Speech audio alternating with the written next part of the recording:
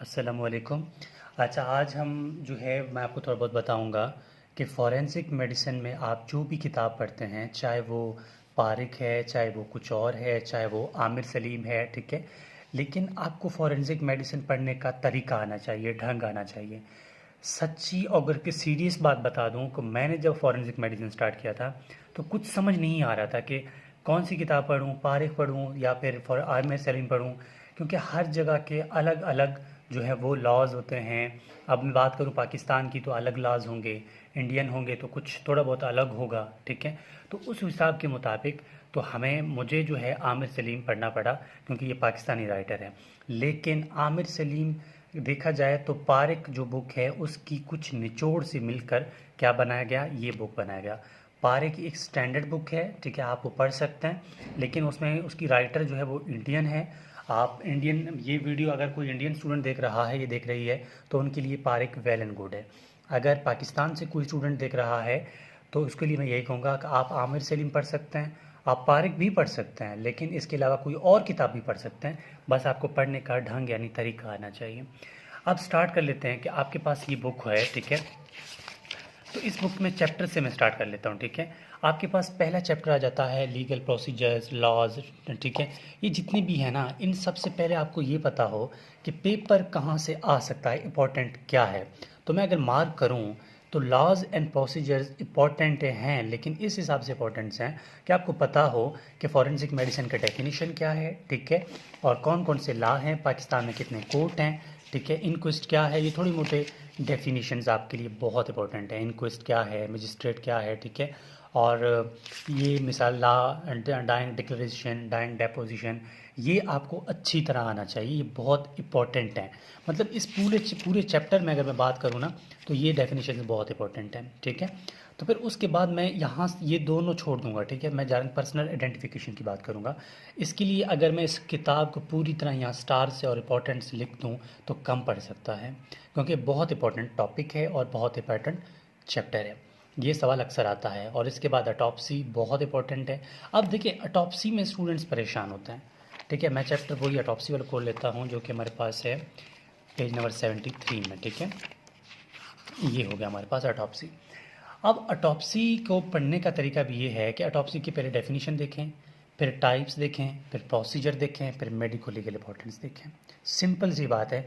अब जब भी फॉरेंसिक पढ़ने लगें तो ये चीज़ें मेडिकल लीगल इंपॉर्टेंस आपने बिल्कुल नहीं छोड़ना, क्योंकि फॉरेंसिक का मतलब यही है कि उसको हम पढ़ते क्यों हैं, ठीक है। फिर उसके हिसाब से आपको चीज़ें आती जाएंगी। फिर दोबारा आप यहाँ पर एस्फेक्सियल डेथ पे आ जाएं, बहुत इंपॉर्टेंट है, ठीक है। फिर आप यहाँ पर आ जाएं, सेक्सुअल एक्टिविटी भी थोड़ा बहुत इंपॉर्टेंट है, ख़ास नहीं है, ठीक है।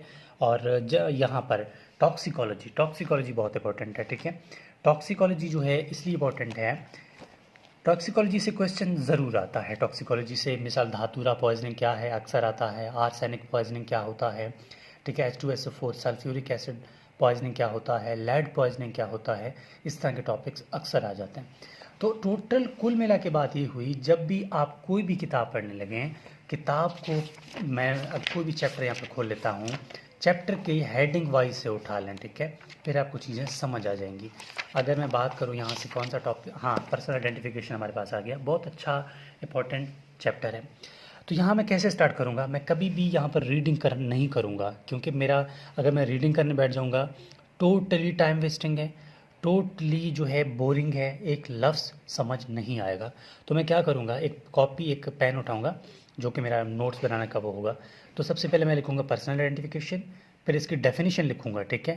फिर उसके बाद यहाँ पर कंप्लीट क्या है, पार्शल क्या है, थोड़ा बहुत आइडिया लेके फिर मैं आऊँगा किसकी तरफ, आइडेंटिफिकेशन ऑफ लिविंग, यानी कि केस के लिए हमें आइडेंटिफिकेशन के मेथड क्या है। मेथड यहाँ पर नहीं लिखा हुआ, आप कोई भी किताब पढ़ लें, मेथड के लिए आप कोई वीडियो देख सकते हैं, ठीक है। अब वहाँ से समझ आ सकता है आपको। लेकिन फिर भी वही बात, पैरामीटर्स बहुत इंपॉर्टेंट है। मैंने क्वेश्चन मार्क किए हुए हैं अपने बुक में कि ये क्वेश्चन आए हुए हैं, ठीक है। ये भी पास में आया हुआ है, ठीक है। और यहाँ से ये भी पास में आया हुआ है, ठीक है। मैंने इसी तरह मार्क किया हुआ है, ये भी आया हुआ है, ठीक है। मैंने इस पूरे बुक में इसी तरह मार्क किया हुआ है, पूरे बुक में, जो कि सॉरी, जो कि मेरा अपना बुक था, ठीक है। मैंने इस पर सारा क्वेश्चन मार्क किया हुआ है कि कौन से बुक, मतलब किस ईयर में कौन सा क्वेश्चन आया था, और इसी तरह आपने भी काम करना है। तो मैं यही कहूँगा कि आप जो है आमिर सलीम उठा लें। आमिर सलीम बहुत अच्छी किताब है, मुझे बहुत अच्छा लगता है और आसान भी है।